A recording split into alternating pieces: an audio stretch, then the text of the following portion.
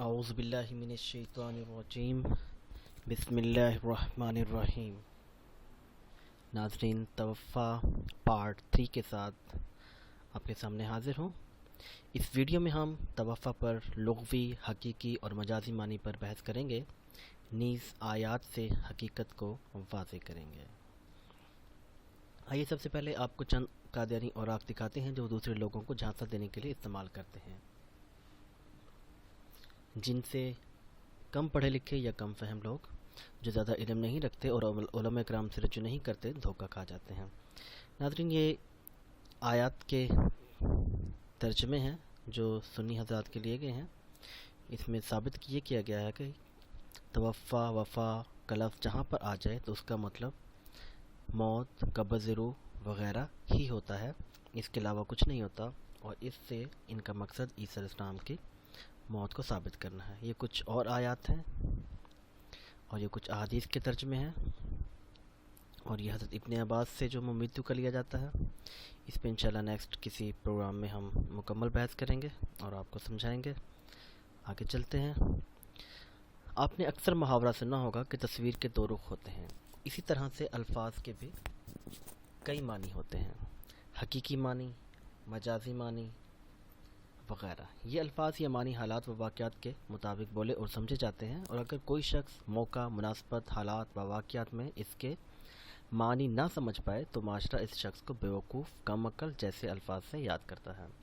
حقیقی معنی کی مثال ایسے ہے جیسے پانی کا نام ذہن میں آتے ہی ہمارے ذہن میں حقیقی پانی آ جاتا ہے، لیکن اگر یہی پانی یا پانی کسی محاورہ میں بولا جائے تو ہمارے ذہن میں اس کے بہت سے مطلب آ جاتے ہیں، جیسے سیلاب، ہر چیز کا ختم ہو جانا، برف کا پگھل جانا، جو کہ پانی کے مجازی معنی ہیں۔ پانی کا حقیقی مطلب پانی جس سے پیاس بجھائی جاتی ہے، پانی کا مجازی مطلب سیلاب، ہر چیز کا ختم ہو جانا، برف کا پگھل جانا، بہت پسینہ آنا وغیرہ وغیرہ۔ اسی طرح اگر ایک شخص وفات پا جائے جبکہ دوسرا ہجرت کر جائے اور کوئی شخص اس سے اس طرح بیان کرے، طاہر تو چلا ہی گیا تھا، اکرم بھی چلا گیا۔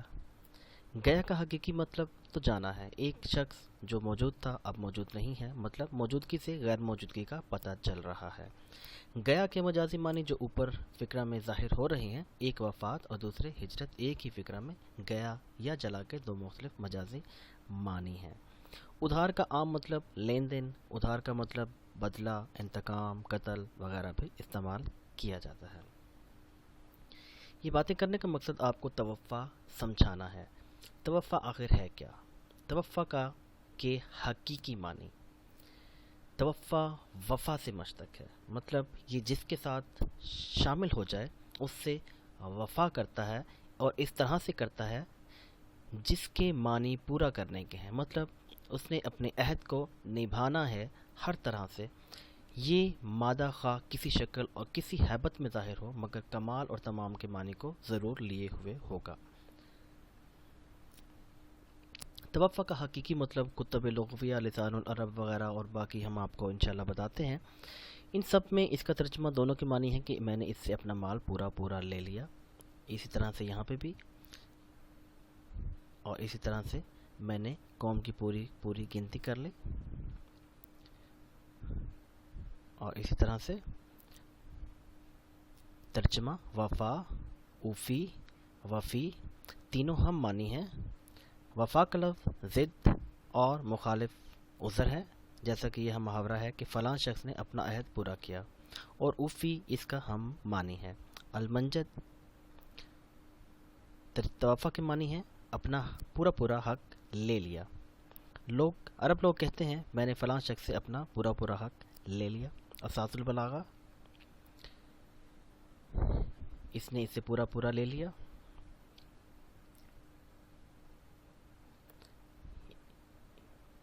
یعنی وفا، اوفی اس وقت بولے جاتے ہیں جب عہد کو پورا کیا ہو۔ مجمع البحار، حدیث میں ہے کہ میں نے دوسریوں کی ایک قوم پر سے گزرا جن کے ہونٹ کاٹے جاتے تھے، جس وقت کاٹے جاتے پھر پورے ہو جاتے تھے۔ تو اسی طرح سے کتب تفاسیر، ان میں بھی اس سے اپنے درہم پورے لے لیے۔ توفع کے معنی کسی چیز کو پورا لے لینے کے ہیں۔ توفع کے مجازی معنی، اب توفع کے مجازی معنی मौत, कब्ज़, कब्ज़ रूह और नौम वगैरह सब मजाजी मानी हैं, ना कि हकीकी। ताजुल अरूस, तवफ़ा के मानी मौत लेना मजाजी हैं। फिर तवफ़ा के मानी मौत लेना मजाजी हैं। हमारी खुशकिस्मती समझिए या मिर्ज़ाइयों की बदकिस्मती, इस जगह तवफ़ा अल्लाहु में अल्लाह फ़ाइल, ज़ीरू मफ़ूल और तवफ़ा बाब तफ़ल को इलामा ज़मशकरी जैसे मुस्लिम इमाम लोगत मजाज बता रहे हैं। और मिर्ज़ा कादियानी इनके मुतालिक बताते हैं कि अरब का एक बेमिसल इमाम जिसके मुकाबले पर किसी को चूचरा करने की गुंजाइश नहीं। तो आगे अलमुफ़रिदात मौत और नौम तोहफ़ा के मजाजी मानी हैं। इस तरह से ये कुछ हवाला जात दिए गए हैं। नाज़रीन, मकसद कहने का ये है कि किसी जगह से भी ये साबित नहीं है कि तवफ़ा का हकीकी मतलब वफ़ात है, बल्कि तमाम तफसीर और हर जगह से हमने आपको बताया कि तवफ़ा का हकीकी मतलब पूरा पूरा ही है और इसकी जो मजाजी मानी है वो वफ़ात, कब्ज़ रूह, नींद वगैरह है। ये इसहाक साहब हैं, ये आल इमरान की आयत जो मुतवातर चल रही हैं, इसमें यहाँ पे वफ़ी का मतलब या मुतवफ़ी का मतलब वफ़ात ले रहे हैं, जबकि यहाँ पे वफ़ी का मतलब पूरा देगा ले रहे हैं। आइए आगे चलते हैं। तवफ़ा के हकीकी मानी, ये कुछ आयत हैं जो कुरान से ली गई हैं। यानी अल्लाह ताला कब्ज़ करता है रूह को जब वक्त हो उनके मरने का, और जो नहीं मरे उनको कब्ज़ करता है वक्त नींद के, पस रोक लेता है उनको जिन पर मौत मुकद्दर की है और वापस भेज देता है दूसरों को वक्त मुकर्रर तक। वहुवल्लज़ी यतवफ़्फ़कुम बिल्लैल, वही है कि जो तुमको रात में पूरा पूरा खींच लेता है। मतलब तवफ़्फ़ा का मतलब मौत नहीं है। ये कुरान की आयत हैं मुस्लिम, तुम मेरे अहद को पूरा करो मैं तुम्हारे अहद को पूरा करूँगा। ऊफ़ू बिअहदी ऊफ़ू बिअहदिकुम, तो इसी तरह से एक मिसाल दी गई है। यानी मैयत के तवफ़्फ़ा की ये मानी है कि इसकी मुद्दत हयात को पूरा करना और इसकी दुनियावी ज़िंदगी के दिनों और महीनों और सालों को पूरा कर देना। मसलन कहा जाता है फ़लाँ बुज़ुर्ग का विसाल या इंतकाल होगा। विसाल के असल मानी मिलने के हैं और इंतकाल के असल मानी एक जगह से दूसरी जगह मुंतकिल हो जाएँ, लेकिन हम बुज़ुर्गों की वफ़ात को के लिए ये विसाल या इंतकाल का लफ्ज़ इस्तेमाल करते हैं। इसी तरह से जैसा कि बता चुके हैं कि तवफ़्फ़ा का हकीकी मतलब पूरा पूरा है और मजाजी मतलब नींद, कब्ज़ रूह, वफ़ात वगैरह है। लिहाजा पाबंदी नहीं लगाई जा सकती, कुरान से अल्लाह ताला तवफ़्फ़ा को हकीकी मतलब से बयान नहीं कर सकते, बल्कि कुरान और आम ज़िंदगी का ये तरीक़ेकार है कि सबसे पहले हकीकी मतलब लिया जाता है और हकीकी मतलब अगर पूरा ना उतर रहा हो तो उसके मजाजी मतलब लिए जाते हैं। ये नहीं है कि उसके मजाजी मतलब लें और हकीकी मतलब को हम छोड़ दें। तो अहम बात, कादियानी तवफ़्फ़ा का मतलब वफ़ात या कुछ भी कर लें, मगर एक बात वाज़ेह है जो मैं पहले तवफ़्फ़ा पार्ट 1 और पार्ट 2 में मिर्ज़ा ग़ुलाम अहमद कादियानी की तहरीरों से साबित कराया हूँ कि ईसा अलैहिस्सलाम की तवफ़्फ़ा का मकाम वाक़े सलीब से पहले इंशाअल्लाह अब मैं कुरान से साबित करूँगा, जिससे मिर्ज़ा कादियानी की झूठी इल्हामी कहानी इंशाअल्लाह अपने अंजाम को पहुँच जाएगी। ये वो पेज है शुरू में जो दिखाया गया था, इसमें ये जितने भी तवफ़्फ़ा का लफ्ज़ इस्तेमाल हुआ है दरअसल इसका हकीकी मतलब पूरा पूरा ही है, लेकिन मौका मुनासबत के लिए को देखते हुए इसके यहाँ पर मजाजी मतलब लिए गए हैं और यहाँ पे कहीं भी इसका मतलब ये जो मतलब लिए गए हैं ये इसमें से कोई भी मतलब इसका हकीकी नहीं है, सब के सब ये मजाजी मतलब हैं जो इस पूरा पूरा से लिए गए हैं। हत्ता यतवफ़्फ़हुन्नल मौत, पूरा पूरा लेवे मौत, तो यहाँ पे ये तर्जुमा भी इसका ठीक है पूरा पूरा, और अगर इसका मजाजी मतलब लिया गया है यहाँ पे, अगर इसका हम मजाजी मतलब मौत ही लें तो मौत लेवे मौत एक अजीब सा फ़िक्रा बन जाएगा, लिहाजा इसका मजाजी मतलब उठा लेवे लिया गया है। वतवफ़ना मअल अबरार, और पूरा पूरा दे नेक लोगों के साथ, मअल अबरार नेक लोगों के साथ, इस पूरा पूरा का मतलब यहाँ पे और मौत लिया गया और मौत दे नेक लोगों के साथ। इसी तरह से यहाँ पे भी पूरा पूरा और यहाँ पे भी यतवफ़्फ़ूना मिनकुम, पूरा पूरा लें तुम में से, पूरा पूरा लें तुम में से मतलब मर जावें तुम में से। ऐसे ही मुस्लिम तवफ़ना मुस्लिमीन, पूरा पूरा, मार मुसलमान मतलब हमको मुसलमान मार या हमको मार मुसलमान, ये इसका तर्जमा है। अभी आपके सामने आयत है आल इमरान, इसमें वमकरुहु वमकरल्लाहु, एक तदबीर ये यहूद कर रहे हैं ईसा अलैहिस्सलाम के साथ वाक़ सलीब से पहले, और एक तदबीर अल्लाह ताला जो आला तदबीर करने वाला है वो कर रहे हैं। और उसी तदबीर के को मद्देनज़र रखते हुए अल्लाह ताला ईसा अलैहिस्सलाम से हम कलाम है और उनसे 5 वादे करते हैं। इस कौल अल्लाह या ईसा इन्नी मुतवफ़्फ़ी का, मैं तुझे पूरा पूरा ले लूँगा, वराफ़ी का, और उठा लूँगा अपनी तरफ, मुतहरा का, पाक रखूँगा इन लोगों से जो तुझे एज़ा पहुँचा रहे हैं, की कोशिश कर रहे हैं, फ़ौक गालिब रखूँगा, फ़ाहकुम और तुम्हारे दरमियान फ़ैसला करूँगा। जब अल्लाह ने कहा ए ईसा मैं तुम्हें सही सालम वापस ले लूँगा, इस जगह पे यहूदियों का कब्ज़ा है और उन्होंने ईसा अलैहिस्सलाम को मुकम्मल तौर पे घेर रखा है। अब यहाँ पे मतलब इन्होंने पूरा पूरा घेर लिया है, तो अल्लाह ताला यहाँ पे फरमा रहे हैं इन्नी मुतवफ़्फ़ी का, मैं तुझे पूरा पूरा ले लूँगा। यहाँ पे इन्होंने मुकम्मल तौर पे काबिज़ हैं, कब्ज़ा किया हुआ है, तो अल्लाह ताला कहते हैं मैं तुझे इनके कब्ज़ा से वापस ले लूँगा। और दूसरा तर्जमा ये है तुम्हें सही सालम वापस लूँ, ये यहाँ पे इनको चोट पहुँचाना चाहते हैं, मारना चाहते हैं, अजियत देना चाहते हैं, लेकिन अल्लाह कहता है मैं तुम्हें सही सालम वापस ले लूँगा। ये मुख्तलिफ इसके तर्जमे हैं मुतवफ़्फ़ी का के जो कुरान में लिए गए हैं। और तुम्हें अपनी तरफ उठा लूँगा, वराफ़ियु का इलैया, और तुम्हें उठा लूँगा अपनी तरफ। सबसे पहले ये कि मैं तुझे इनमें से पूरा का पूरा ले लूँगा, मैं तुम्हें इनके कब्ज़ा से ले लूँगा, मैं तुम्हें इनमें से सही सलामत ले लूँगा और उठा लूँगा अपनी तरफ।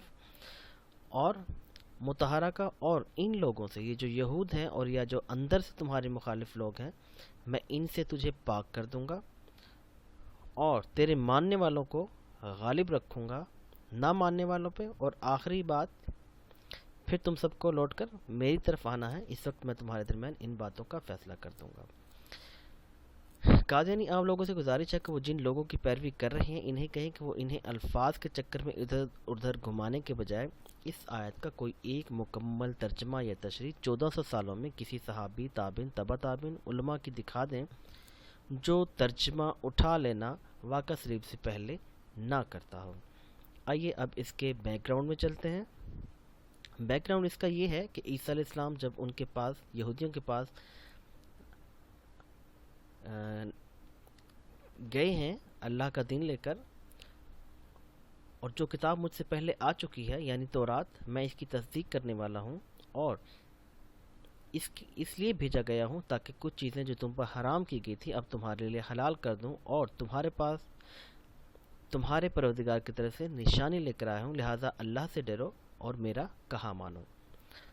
इन्नल्लाह रब्बी व रब्बुकुम, बेशक अल्लाह मेरा भी परवरदिगार है और तुम्हारा भी परवरदिगार है, यही सीधा रास्ता है।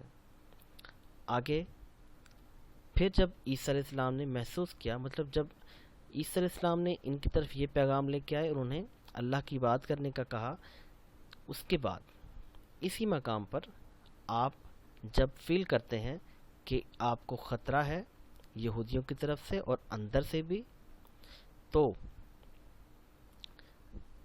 फिर जब ईसा अलैहिस्सलाम ने महसूस किया कि वो कुफर पर आमादा हैं, तो उन्होंने अपने पैरों मतलब हवारियों से कहा कौन कौन लोग हैं जो अल्लाह की राह में मेरे मददगार हों। हवारियों ने कहा हम अल्लाह के दिन के मददगार हैं, हम अल्लाह पर ईमान ला चुके हैं और आप गवाह रहिए हम फरमा बरदार हैं। तो ये वो बैकग्राउंड है जिसके बाद ये आयत अल्लाह ताला बयान करते हैं और ये तसलसल से चल रही है आले इमरान।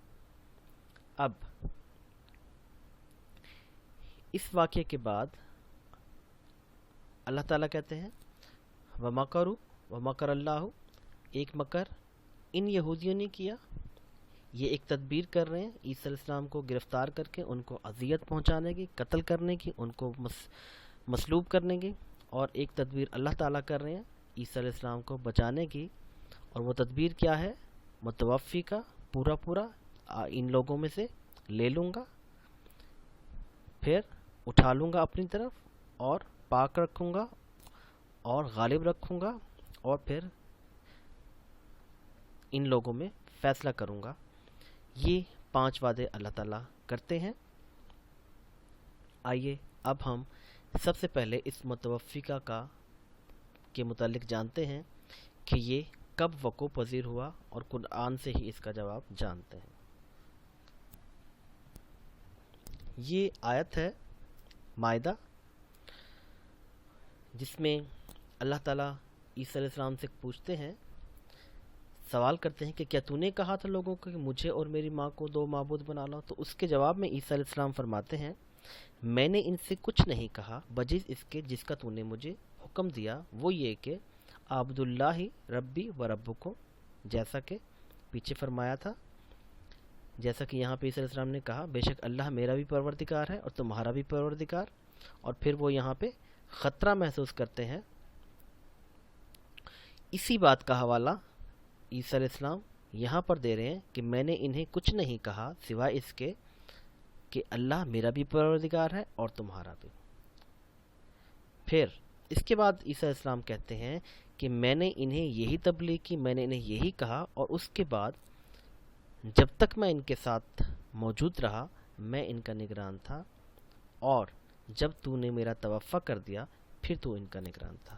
ناظرین، یہ وہ مقام ہے جہاں پہ عیسیٰ علیہ السلام نے واقع صلیب سے پہلے یہ تبلیغ کی تھی۔ عیسیٰ علیہ السلام نے اپنی آخری نشست جو کہ واقع صلیب سے پہلے آخری بار جب ان سے ملے تھے، اور آخری تبلیغ کا حوالہ بمقام واقع صلیب سے پہلے دیا۔ عیسیٰ علیہ السلام نے یہ نہیں کہا کہ میں نے انہیں کشمیر میں، جیسا کہ مرزا قادیانی کہتا ہے کہ کشمیر میں نے ان کو یہ دعوت دی، نہ کہ کسی اور مقام پر، بلکہ اسی مقام کا حوالہ جیسا کہ یہ قرآن بتا رہا ہے کہ جب عیسیٰ علیہ السلام نے ان کو دعوت دی تھی تو اس کے بعد آپ نے یہ محسوس کیا تھا اس کا مقام واقع صلیب سے پہلے ہے یہ والا۔ تو عیسیٰ علیہ السلام کا اس نشست کو، اس مقام کو بیان کرنا اس بات کی دلیل ہے کہ یہ عیسیٰ علیہ السلام کا آخری مقام ہے جہاں پہ آپ کی ان لوگوں سے ملاقات ہوتی ہے، آپ ان لوگوں کو دعوت دیتے ہیں، اور اسی مقام کے بعد آپ کا توفیٰ ہو جاتا ہے، جیسا کہ عیسیٰ علیہ السلام نے اپنی آخری نشست اور آخری تبلیغ کا حوالہ بمقام واقع صلیب سے پہلے دیا، جو کہ یہ مقام ہے۔ پھر بتایا کہ تبلیغ کی اس نشست تک میں ان کا نگران تھا، اور یہ تبلیغ کرنے کے بعد جب تک پھر ان کے ساتھ موجود رہے، جہاں پہ آپ خطرہ بھی محسوس کر رہے تھے تو آپ ان کے ساتھ رہے اور ان کے تب تک نگران تھے اس مقام تک۔ پھر توفیٰ و رفع کے بعد اللہ ان کا نگران، اور پھر یہاں سے جب ان کا توفیٰ ہو گیا تو پھر اس کے بعد اللہ ان کے نگران تھے، اور اس کے بعد اس توفیٰ کے بعد ہی یہ لوگ بگڑے ہیں، ساری خرابیاں اس توفیٰ کے بعد ان میں آئی ہیں، جبکہ اس کے بعد عیسیٰ علیہ السلام نہ نگران رہے، نہ تبلیغ کی، نہ ان بگڑنے والے لوگوں سے کبھی ملے۔ توفیٰ و رفع ہونے کی وجہ سے نہ تو مصلوب ہوئے اور نہ ہی صلیب پر چڑھائے گئے، جیسا کہ قرآن بیان کرتا ہے، اور آگے ہم یہ آپ کو انشاءاللہ ثابت کریں گے۔ تو یہ بات ثابت ہوتی ہے کہ عیسیٰ علیہ السلام نے یہ جو تبلیغ کی تھی، ان اللہ ربی و ربکم، اس کا مقام یہ تھا واقع صلیب سے پہلے، اور اس کے بعد آپ نے خطرہ محسوس کیا تھا اور حواریوں سے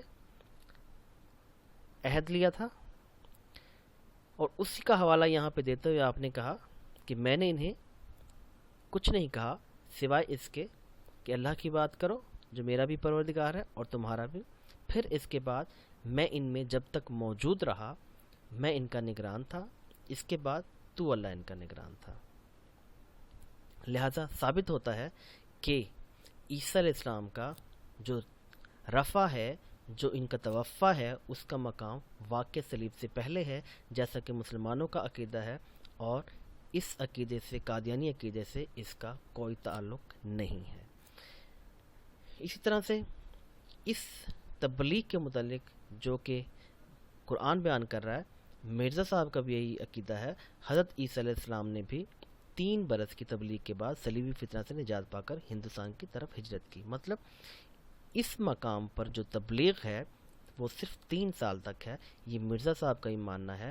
لہٰذا قرآن جس مقام کی تبلیغ کی بات کر رہا ہے وہ فلسطین کا مقام ہے، اور اس کے بعد آپ ان لوگوں سے کبھی نہیں ملتے ہیں۔ مزید یہ کہ قادیانی عام لوگوں سے گزارش ہے کہ وہ جن لوگوں کی پیروی کر رہے ہیں انہیں کہیں کہ وہ اس آیت کا جو بیان کی گئی ہے کوئی ایک مکمل ترجمہ یا تشریح 1400 سالوں میں کسی صحابی، تابعین، تبع تابعین، مجددین، علماء کے دکھا دیں جو ترجمہ اٹھا لینا نہ کرتے ہوں۔ قادیانی حضرات اپنے لوگوں کو بیوقوف بنانے کے لیے ایک ترجمہ یہاں پہ کسی کا لے لیں گے، ایک کسی کا لے لیں گے، کچھ خود سے بات بنا لیں گے، مطلب صرف ان کو بیوقوف بناتے ہیں، اور کوئی ایک دلیل، کوئی ایک ترجمہ ایسا نہیں لے کے آتے جس کو وہ ثابت کر سکیں کہ یہ ان کے حق میں ہے، ان کی فیور میں ہے۔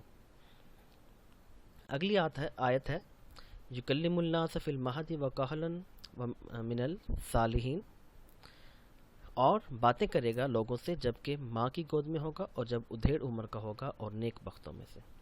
ناظرین، سب سے پہلے بات، عیسیٰ علیہ السلام کو بنی اسرائیل کی طرف نبی بنا کر بھیجا گیا تھا، اور بنی اسرائیل کون ہے؟ یہودی اور عیسائی۔ اب ان میں سے جو پہلے ہیں یہود کے مطابق عیسیٰ علیہ السلام 33 عیسوی میں مصلوب ہو گئے۔ اس مقام پر عیسیٰ علیہ السلام مصلوب ہو جاتے ہیں، اور جیسا کہ یہودی نے کہا، یہ مرزا صاحب کو تسلیم ہے، یہودی نے کہا کہ اگر وہ اب ہمارے روبرو زندہ ہو جائے تو ہم ایمان لائیں گے، لیکن اس نے ان کو زندہ ہو کر نہ دکھلایا اور اپنی خدائی اور قدرت کاملہ کا ایک ذرا ثبوت نہ دیا۔ پھر یہودیوں کا حضرت عیسیٰ علیہ السلام کی نسبت یہ خیال تھا کہ وہ قتل بھی کیے گئے اور صلیب بھی دیے گئے۔ بعض یہود کہتے ہیں کہ پہلے قتل کر کے پھر صلیب پر لٹکائے گئے، اور بعض کہتے ہیں پہلے صلیب دے کر پھر ان کو قتل کیا گیا۔ اس کے بعد آ جاتے ہیں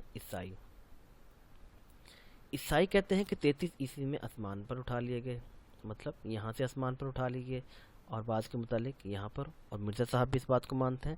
اس خیال پر تمام فرقے نصارہ کے متفق ہیں کہ مسیح آسمان کی طرف اٹھائے گئے۔ ایک فرقہ کہتا ہے واقع صلیب سے پہلے، جیسا کہ مسلمان کہتے ہیں، اور ایک کہتا ہے دفن ہونے کے بعد زندہ ہو کر آسمان پر چلے گئے، یہ دوسرا فرقہ کہتا ہے۔ اب ان دونوں کے مطابق تو عیسیٰ علیہ السلام کا جو وجود ہے وہ 33 عیسوی تک ہے، یہود کے متعلق بھی اور عیسائیوں کے متعلق بھی، حالانکہ یہی بنی اسرائیل ہے۔ اب جبکہ قرآن نے بھی عیسیٰ علیہ السلام کے واقع صلیب سے پہلے مقام توفا رفع تک کے حالات بتائے ہیں، قرآن میں بھی صرف یہاں تک کے حالات پائے جاتے ہیں جب آپ 33 سال کے تھے۔ اسی طرح احادیث بھی قرب قیامت کے بعد کے حالات کی خبر دیتی ہے کہ آپ نازل ہوں گے۔ اسی طرح انجیل بھی واقع صلیب کے بعد خاموش ہے اور قرب قیامت میں نازل ہونے کی خبر دیتی ہے۔ مطلب قرآن میں بھی اس سے آگے کوئی ذکر نہیں ہے، انجیل میں بھی اس سے آگے کوئی ذکر نہیں ہے، اور احادیث میں بھی اس سے آگے کوئی ذکر نہیں ہے۔ لہٰذا یہ مرزا صاحب کی اپنی خرافات ہیں اور اپنی بنائی گئی جھوٹی دلیلیں ہیں۔ نیز یہ کہ عیسیٰ علیہ السلام پر وحی کا سلسلہ صرف واقع صلیب تک ثابت ہے، جیسا کہ ان کے واقعات جو قرآن میں ہیں یا انجیل میں ہیں اور جن پہ وحی نازل ہوئی ہے اس کا تعلق صرف اسی مقام تک ہے، اس سے آگے نہیں ہے۔ جبکہ مرزا کہتا ہے کہ عیسیٰ علیہ السلام اس کے بعد 87 سال زندہ رہے، مطلب 87 سال کیا عیسیٰ علیہ السلام پر وحی ہی نازل نہ ہوئی؟ لہٰذا یہ جو مقام ہے جو مرزا قادیانی الہام سے ثابت کرتا ہے اس کا کوئی وجود نہیں ہے، اور عیسیٰ علیہ السلام کا وجود صرف اس مقام تک ہے، 33 عیسوی تک۔ لہٰذا حضرت عیسیٰ علیہ السلام کا مولودگی اور جوانی کے کلام کی شہادت موجود ہے، بڑھاپے کی نہیں، بچپن کی بھی موجود ہے اور اس جوانی کی بھی، لیکن بڑھاپے کی نہیں ہے۔ ثابت ہوا کہ توفع کا مقام 33 عیسوی ہی ہے اور آپ پھر سے نازل ہوں گے. آپ ادھیڑ عمر میں بھی بات کریں گے اور آیت کی صداقت کو پورا کریں گے, اس والی آیت کی صداقت کو. آگے چلتے ہیں. اس آیت میں اللہ تعالیٰ عیسیٰ علیہ السلام کو ان پر جو کرامات دی گئی ہیں ان کو بیان کرتے ہیں کہ اے عیسیٰ ابن مریم, میرے ان احسانوں کو یاد کر جب میں نے تم پر اور تمہاری والدہ پر کیے, جب میں نے روح القدس سے تمہاری مدد کی. مطلب یہاں سے جب عیسیٰ علیہ السلام کو آسمان پر اٹھایا گیا تو کلم اللہ سا, اور آپ نے بات کی گود میں. پھر کہتے ہیں یہ بات اہم, وَإِذْ كَفَفْتَ بنی اسرائیل, اور بنی اسرائیل کے ہاتھ, یہ بنی اسرائیل جنہوں نے آپ کو گھیرے میں لیا ہوا تھا, میں نے ان کے ہاتھوں سے تمہیں روکے رکھا جب تم ان کے پاس کھلی ہوئی نشانیاں لے کر آئے, جیسا کہ یہاں پہ فرمایا تھا, اور کتاب مجھ سے پہلے آ چکی یعنی تورات, میں اس کی تصدیق کرنے والا ہوں تاکہ کچھ چیزیں جو تم پر حرام کی گئی تھی اب تمہارے حلال کر دوں, اور میں تمہارے پاس تمہارے پروردگار کی طرف سے نشانیاں لے کر آیا ہوں. جب عیسیٰ علیہ السلام ان کے پاس اللہ کی نشانیاں لے کر گئے تھے تو وہ ان کے دشمن ہو گئے, تو اس وقت اللہ نے کیا کیا, بنی اسرائیل کے ہاتھ آپ سے روکے رکھے. مطلب اسی واقعہ کو قرآن نے بیان کیا کہ جب بنی اسرائیل نے تم پر ہاتھ اٹھانا چاہے تو اللہ تعالیٰ نے ان کے ہاتھ تم سے روکے رکھے. اور آگے اللہ تعالیٰ فرماتے ہیں, اور جب میں نے حواریوں کی طرف حکم بھیجا کہ مجھ پر اور میرے پیغمبر پر ایمان لاؤ, یعنی یہ والا واقعہ, یعنی کہ اس واقعے کے بعد جب عیسیٰ علیہ السلام نے محسوس کیا تھا کہ وہ ان کو نقصان پہنچانا چاہتے ہیں تو انہوں نے اپنے حواریوں سے عہد لیا. اللہ تعالیٰ کہتے ہیں کہ یہ عہد میں نے ان کے دل میں ڈالا اور میں نے ان کو کہا کہ وہ اس پر عہد لے کر اس پر ایمان لائیں اور اس کو بیان کریں. مطلب یہ بات بھی ثابت کرتی ہے کہ عیسیٰ علیہ السلام کو نمبر 1 روح القدس کے ذریعے یہاں پہ توفع رفع کروایا گیا, اور ان بنی اسرائیل کے ہاتھ روک کے رکھے جب آپ ان کے پاس نشانیاں لے کر آئے تھے, اور اسی مقام پر اللہ تعالیٰ نے ان حواریوں کے دل میں محبت ڈالی, ایمان ڈالا, اور انہوں نے کہا کہ ہم ایمان لائے ہیں اللہ پر اور اس کے رسول پر. تو لہٰذا اس ساری بات سے بھی ثابت ہوتا ہے کہ عیسیٰ علیہ السلام کا مقام صرف یہی ہے توفع کا, اور اس سے آگے ان کا کوئی وجود نہیں ہے. آگے چلتے ہیں. آگے ہے وَمَا قَتَلُهُ وَمَا صَلَبُهُ. سب سے پہلے قتل و صلیب پر تینوں اہل کتاب کا اتفاق. یہود کے مطابق عیسیٰ علیہ السلام مصلوب کر دیے گئے, یہاں پر مصلوب کر دیے گئے. عیسائیوں کے دوسرے گروہ کے مطابق بھی مصلوب ہو گئے, جبکہ اس مسلمان اور عیسائیوں کے پہلے گروہ کے مطابق مصلوب ہونے والا شخص حواری تھا, عیسیٰ علیہ السلام نہیں تھا. اسی بات کو اللہ تعالیٰ نے یہاں پہ بیان فرمایا وَمَا قَتَلُهُ وَمَا صَلَبُهُ. پہلے یہ کہ وَمَا قَتَلُهُ ایسے ہی ہے جیسے لکھا جاتا ہے ضربو. ضرب کیا ہے کہ بہت زور کے لگے یا صرف ٹچ ہو, لیکن وہ ضرب ہی کہلاتی ہے. اسی طرح سے ما ضربو کا مطلب ہے کہ ٹچ بھی نہیں ہوا. اسی طرح سے یہاں پہ اس وما قتلو کا مطلب ہے کہ قتل کا واقعہ سرے سے عیسیٰ علیہ السلام کے ساتھ پیش ہی نہیں آیا.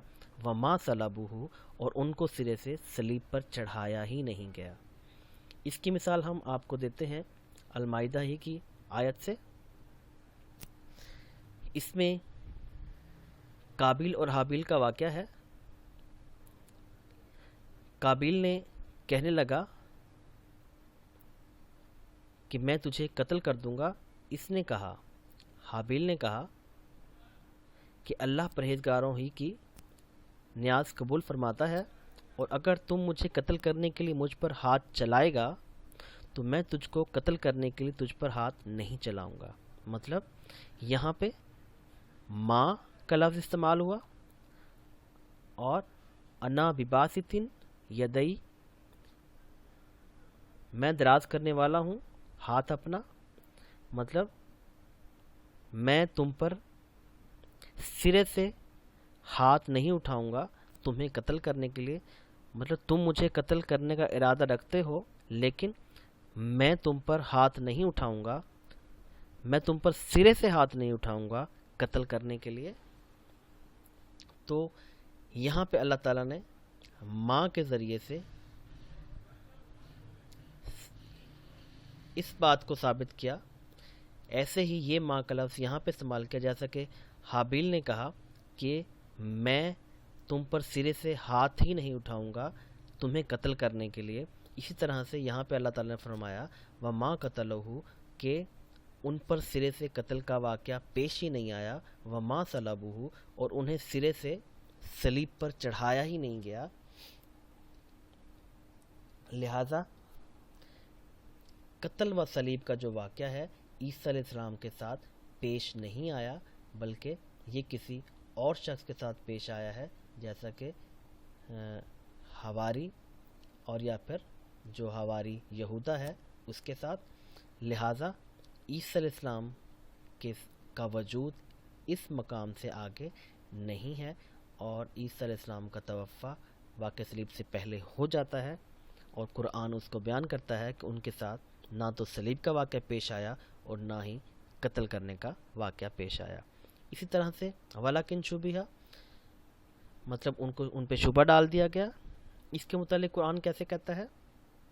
سب سے پہلے بات، آسمان پر اٹھائے جانے کے متعلق مقام پر اختلاف. اس خیال پر تمام فرقے نصارہ کے متفق ہیں کہ مسیح آسمان کی طرف اٹھائے گئے. مطلب تمام کے تمام عیسائی جتنے بھی ہیں وہ یہ بات مانتے ہیں، جیسا کہ مرزا صاحب مان رہے ہیں کہ آپ کو آسمان پر اٹھا لیا گیا. ایک کا کہنا ہے کہ واقعہ صلیب سے پہلے اور ایک کا کہنا ہے کہ واقعہ صلیب کے بعد.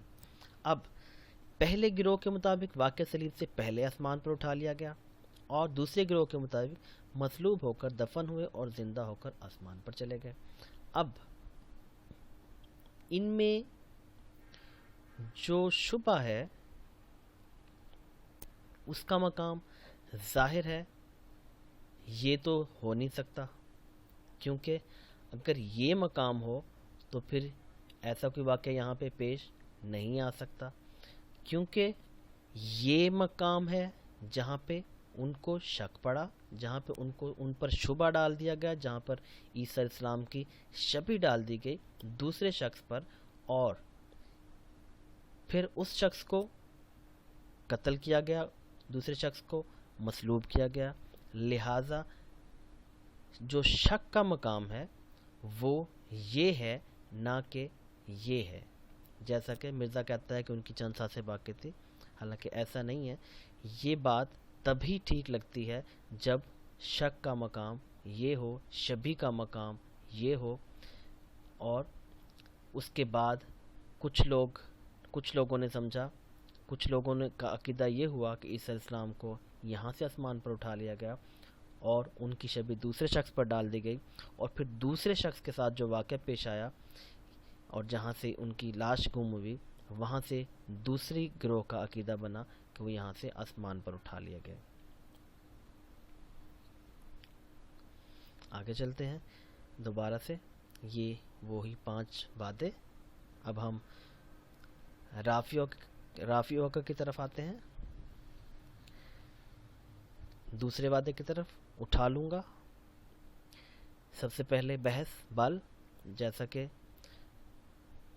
بالترتیب 2 بار بل کا استعمال ہوا ہے اس آیت میں، بل تبا اور بل رفع. بل ہے کیا؟ بل کلمہ عرب میں ماقبل کے ابدال کے لیے آتا ہے، لہذا بل کے ماقبل اور بعد میں منافات اور تضاد کا ہونا ضروری ہے. بل آسان اور سادہ الفاظ میں اللہ تعالیٰ جب قرآن میں کفار کو کلمہ بل کے ذریعے سے جھٹلاتے ہیں تو ان کی کہی ہوئی بات کے ماضی میں اپنی سچی بات لاتے ہیں. جیسا کہ آپ صلی اللہ علیہ وسلم کے متعلق کفار نے کہا یا کہتے ہیں ان کو سودا مجنون ہے، کوئی نہیں، وہ تو لایا ہے ان کے پاس سچی بات۔ اب ایسا نہیں ہے کہ آپ صلی اللہ علیہ وسلم کو مجنون کہا گیا تو اب وہ سچی بات لے کے آئیں گے، مطلب آپ صلی اللہ علیہ وسلم کو پہلے مجنون کہا پھر وہ سچی بات لے کے آئیں گے، نہیں، بلکہ جب اللہ تعالیٰ بل کے ذریعے کفار کو جھٹلاتے ہیں تو اس کہی ہوئی بات کے ماضی میں ان کی بات کو جھٹلاتے ہیں۔ جیسا کہ آپ صلی اللہ علیہ وسلم کو جب مجنون کہا گیا تو اللہ تعالیٰ نے کہا نہیں، وہ تو ان کے پاس پہلے سچی بات لے کر آئے ہیں تب انہوں نے ان کو مجنون کہا۔ یہ نہیں ہے کہ وہ آپ صلی اللہ علیہ وسلم کو انہوں نے مجنون کہا اور اب وہ ان کے پاس سچی بات لے کر آئیں گے۔ تو اسی طرح سے آگے ہم آپ کو سمجھاتے ہیں انشاءاللہ۔ سب سے پہلے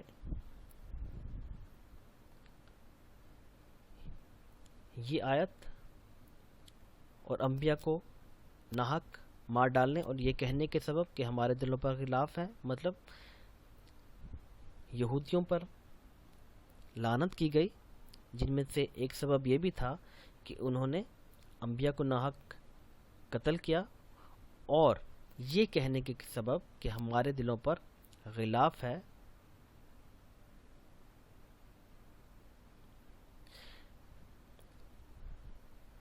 مطلب وَقَوْلِهِمْ قُلُوبُنَا غُلْف، مطلب ہمارے دلوں پر غلاف ہے، اور اس کہنے پر کہ ہمارے دلوں پر غلاف ہے نہیں، بل طبع نہیں، بلکہ اللہ نے مہر کر دی ان کے کفر کے سبب۔ بل طبع اللہ علیہا بکفرہم، مطلب یہود نے کہا کہ ہمارے دلوں پر غلاف ہے، لیکن اللہ نے کلمہ بل کے ذریعے ان کو جھٹلایا اور کہا کہ تمہارے دلوں پر غلاف نہیں ہے، بلکہ اللہ نے مہر کر دی ہے تمہارے کفر کے سبب۔ اب اور اس کے متعلق یہاں پہ مائدہ میں اللہ تعالیٰ نے بیان کیا کہ فَبِمَا نَقْضِهِمْ مِيثَاقَهُمْ لَعَنَهُمْ وَجَعَلْنَا قُلُوبَهُمْ قَاسِيَةً، مطلب تو ان کے دلوں کے عہد توڑ دینے کے سبب ہم نے ان پر لعنت کی اور ان کے دلوں کو سخت کر دیا۔ اس آیت میں اللہ تعالیٰ نے بیان کیا کہ اللہ تعالیٰ نے یہود کے دلوں کو سخت کر دیا ہے، جس کے متعلق وہ یہاں پہ کہتے ہیں کہ ہمارے دلوں پر غلاف ہے، مطلب ان کے دل جو ہیں وہ غلاف میں ڈھکے ہوئے ہیں ایمان کے، اور اس میں کوئی غلط بات اندر داخل نہیں ہوتی۔ تو اللہ تعالیٰ نے کہا بل کے ذریعے ان کی اس بات کو جھٹلایا کہ تمہارے دلوں پر غلاف نہیں ہے، بلکہ اللہ نے مہر کر دی ہے تمہارے کفر کے سبب، جیسا کہ اس آیت میں بھی فرمایا کہ ان کے دلوں کو سخت کر دیا۔ تو یہاں پہ یہود نے کہا دلوں پر غلاف ہے، تو اللہ تعالیٰ نے اس کے ماضی میں جا کے کہا کہ نہیں، مہر کر دی ہے کفر کے سبب، اور اب اس میں کوئی اچھی بات داخل نہیں ہوتی۔ یہ نہیں ہے کہ یہودیوں نے کہا دلوں پر غلاف ہے ایمان کا تو اللہ تعالیٰ اب یہود کے دلوں پر مہر کریں گے، ایسا نہیں ہے، بلکہ اللہ تعالیٰ کہتے ہیں اس بات کے ماضی میں جا کے ان کو جھٹلاتے ہیں اور کہتے ہیں کہ میں نے تمہارے دلوں پر مہر کر دی ہے، نہ کہ تمہارے دلوں پر غلاف ہے۔ اسی طرح سے یہاں پہ جیسا کہ یہاں پہ بل طبع فرمایا اللہ تعالیٰ نے، یہ تسلسل آ رہا ہے اسی آیات کا، تو یہاں پہ اللہ تعالیٰ ان کو بل رفع کے ذریعے جھٹلاتا ہے، اور یہ کہنے کے سبب مطلب ان پر لعنت پڑ رہی ہے مختلف وجوہات کی بنا پہ، جن میں سے ایک یہ بھی ہے وَقَوْلِهِمْ إِنَّا قَتَلْنَا الْمَسِيحَ عیسیٰ، اور مطلب یہ کہنے کے سبب کہ ہم نے مریم کے بیٹے عیسیٰ مسیح کو قتل کر دیا ہے اور مریم پر ایک بہتان عظیم باندھنے کے سبب، ان دونوں سبب سے بھی ان پر لعنت پڑی ہے۔ اور آگے فرماتے ہیں اور یہ کہنے کے سبب کہ ہم نے مریم کے بیٹے عیسیٰ علیہ السلام کو جو اللہ کے پیغمبر کہلاتے تھے قتل کر دیا۔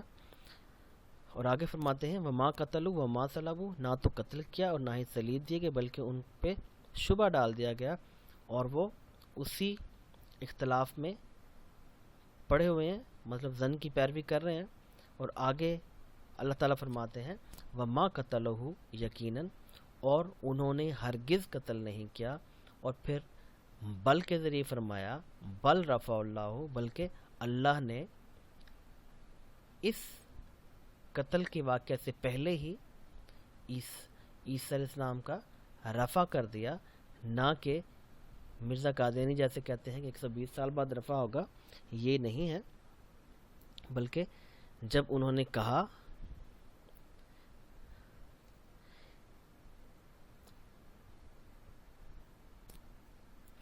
یہود پر لعنت پڑی 33 عیسوی میں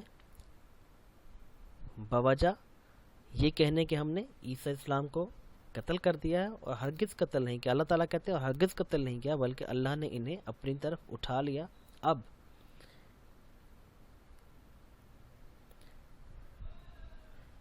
جب انہوں نے کہا کہ عیسیٰ علیہ السلام کو قتل کر دیا تو اللہ کہتے ہیں کہ میں نے اس کو اپنی طرف اٹھا لیا، رفع واقع قتل سے پہلے۔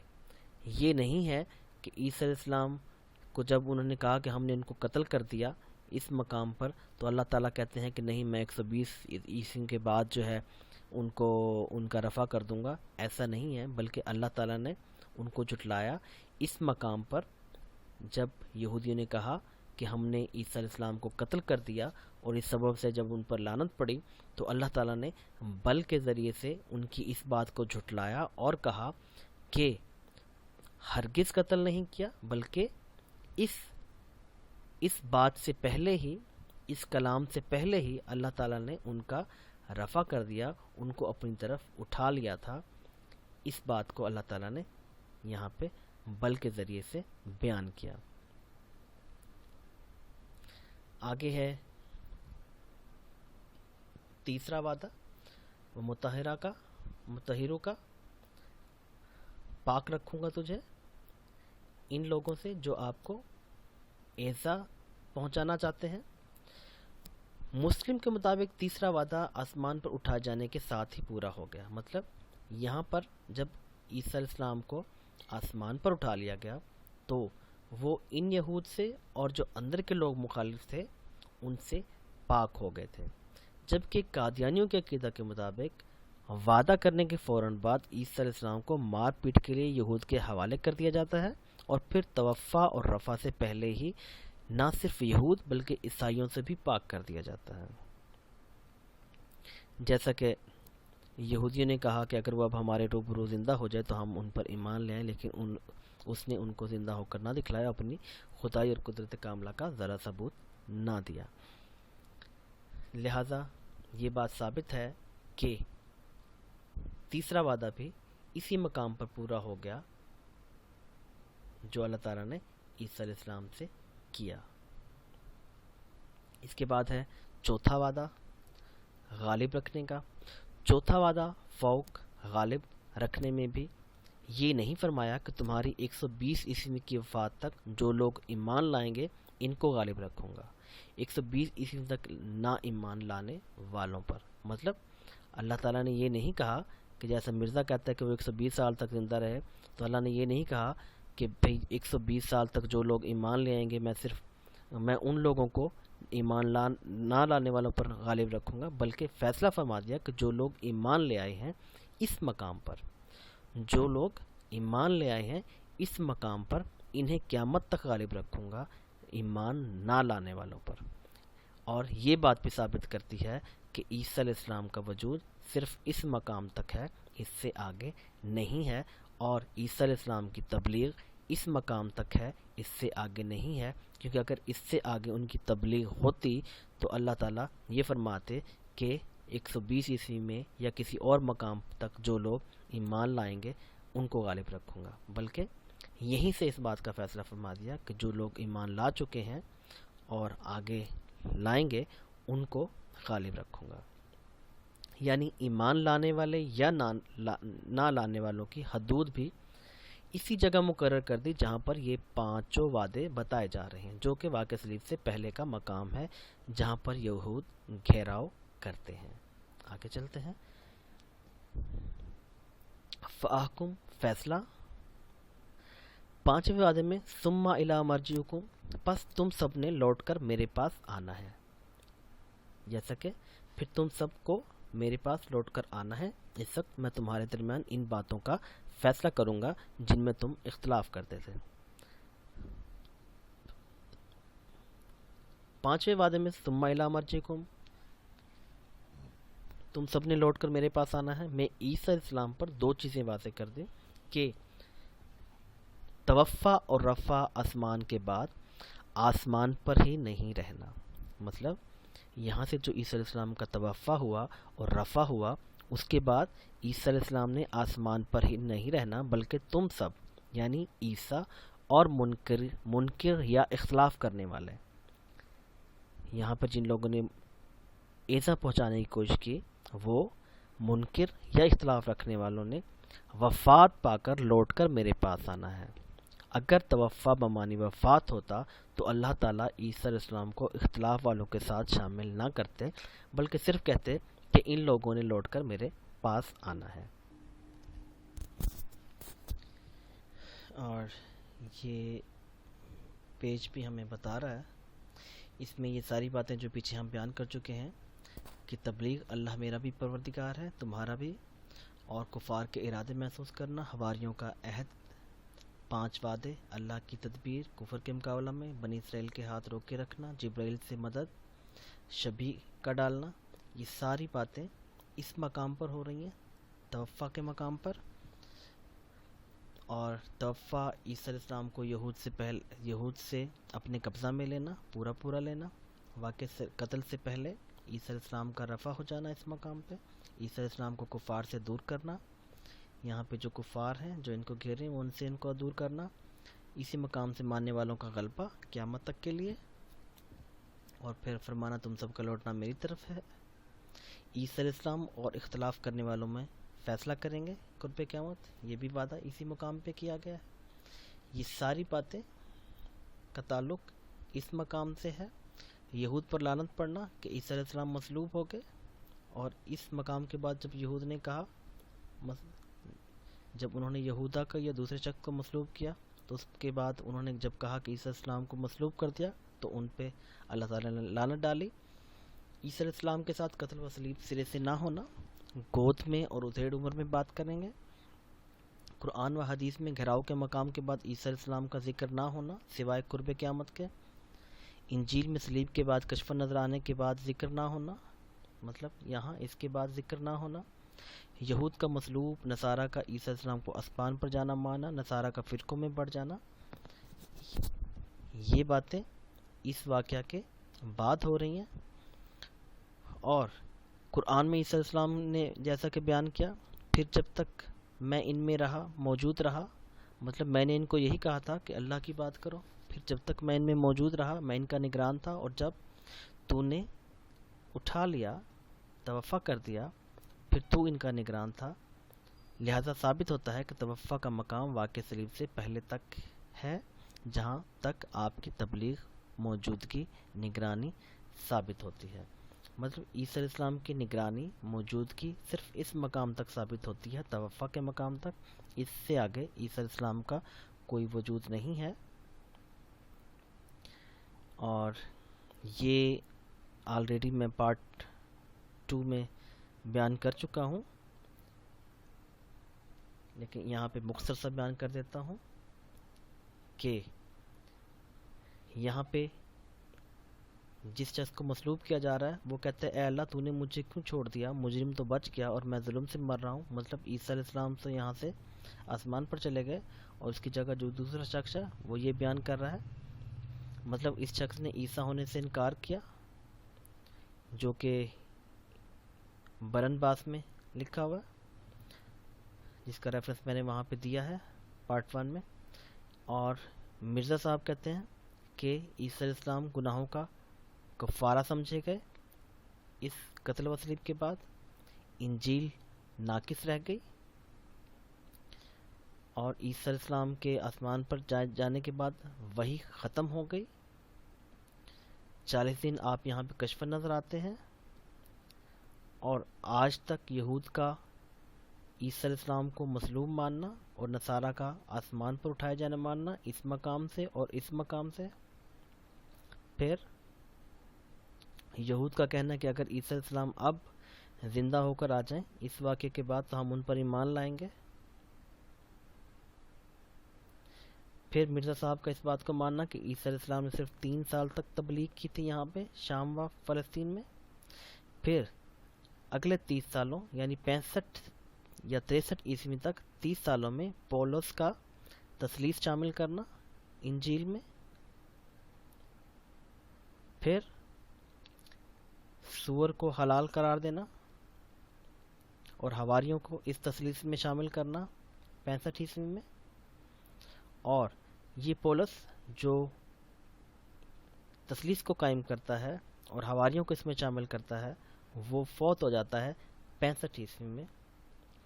یہ ساری باتیں بیان کر رہی ہیں کہ اس واقعہ کے بعد، توفہ کے واقعہ کے بعد، عیسی علیہ السلام یہاں پر موجود نہیں ہیں، جیسا کہ مرزا قادیانی کہتے ہیں کہ وہ 120 سال تک زندہ رہے اور 120 عیسوی میں وفات پائی۔ لہذا اس مقام کے بعد یہ جو سارا بگاڑ ہے یہ اس مقام کے بعد ہے، اور عیسی علیہ السلام یہ کہتے ہیں کہ میرے توفہ، اس توفہ سے پہلے تک میں ان کا نگران تھا، ان میں موجود تھا، اور اس کے بعد اس توفہ کے بعد یہ لوگ بگڑے ہیں، جبکہ مرزا قادیانی کہتا ہے کہ عیسی علیہ السلام 120 عیسوی میں ان کا توفہ ہوا، اور اگر ہم اس بات کو مانیں تو یہ بات قرآن کے خلاف جاتی ہے، کیونکہ اس سے پہلے عیسی علیہ السلام نہ تو یہاں پہ موجود ہیں، اور یہاں پہ وہ سارا بگاڑ جو ان پر جو جیسا کہ تثلیث وغیرہ کا شامل ہونا ہے وہ یہاں پر ہو چکے ہیں۔ اگر ہم اس بات کو مان لیں تو یہ بات قرآن کے خلاف جاتی ہے، جیسا کہ میں بیان کر چکا ہوں۔ عیسی علیہ السلام نے کہا کہ میرے توفہ سے پہلے تک یہ لوگ ٹھیک تھے۔ اگر اس توفہ کو مانا جائے تو یہاں پر ان لوگوں کو ٹھیک ہونا چاہیے، لہٰذا ثابت ہوا کہ مرزا غلام احمد قادیانی کا ترجمہ، ان کے الہام سب کے سب جھوٹے ہیں اور قرآن کے خلاف ہیں، کیونکہ اس مقام کے بعد ان لوگوں میں بگاڑ شروع ہو جاتا ہے۔ شکریہ، بہت بہت شکریہ۔ اللہ تعالیٰ